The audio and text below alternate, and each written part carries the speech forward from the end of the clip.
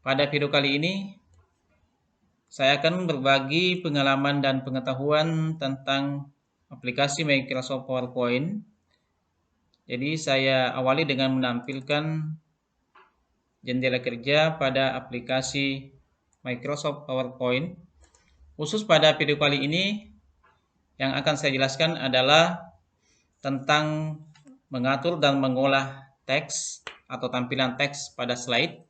Ya, jadi saya berikan dulu teks di sini. Saya ketikkan sebuah teks di kotak pertama ini. Mengenal Microsoft, ya, mengenal Microsoft PowerPoint 365, ya, sesuai yang saya gunakan saat ini. Jadi tipe yang saya gunakan adalah Microsoft PowerPoint 365. Nah, di sini untuk mengolah atau mengatur format teks pada slide itu kita gunakan tab menu home, ya. Jadi nanti banyak hal yang bisa kita lakukan pada tab menu home yang berkaitan dengan teks yang ada pada tampilan slide. Jadi saya mulai dengan submenu 1. Di sini ada beberapa fasilitas. Ada format painter, ada copy, cut, dan paste. Saya mulai dengan fasilitas copy. Ini digunakan untuk menyalin teks, ya. Jadi misalkan teksnya ini di kotak yang pertama, kita mau salin ke kotak kedua ini, maka caranya tinggal kita blok, kemudian klik tombol copy, kemudian klik pada kotak kedua, tinggal kita klik paste, maka teksnya akan disalin atau diperbanyak. Kalau kita mau buat yang lebih banyak, tinggal di paste saja, ya. Jadi untuk kopinya tinggal cukup satu kali saja. Yang dilakukan tinggal kita paste saja. Jika kita ingin memperbanyak teksnya, ya. Jadi tinggal kita klik tombol paste. Nah, ini hasilnya. Kemudian ada cut untuk memindahkan, ya. Kalau misalkan kita mau pindahkan ini, tinggal kita cut, akan hilang. Kalau kita paste di sini akan muncul di kotak kedua. Atau saya tambahkan misalkan slide. Kita mau pindahkan ke sini, tinggal kita paste di sini, maka akan tampil di slide kedua. Saya kembalikan, ya.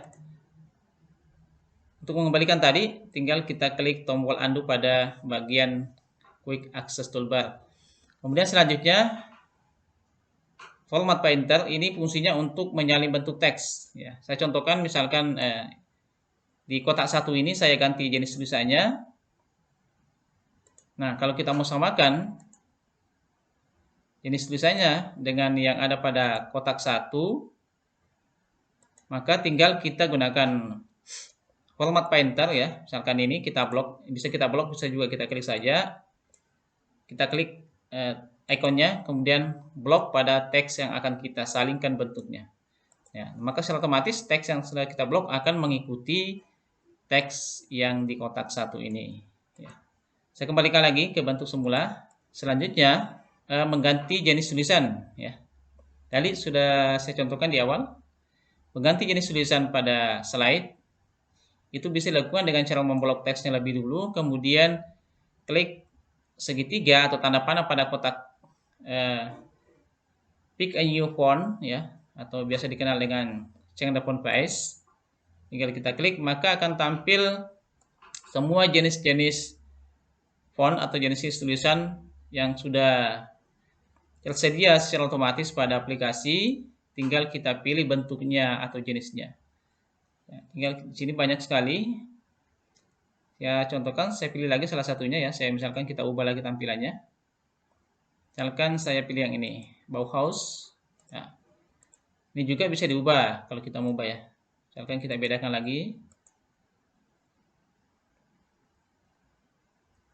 Pilih tulisan yang lebih tipis, ya. Ini contohnya. Kemudian ada kotak font size ini untuk mengubah ukuran tulisan. Jadi ukuran tulisan yang kita gunakan pada kotak 1 ini adalah 60 poin. Nah, kalau kita mau ubah, tinggal kita klik tanda panahnya, kemudian kita pilih angkanya. Jadi mulai font size 8 sampai 96. Misalkan kita gunakan font size 72 ya, 72 ini.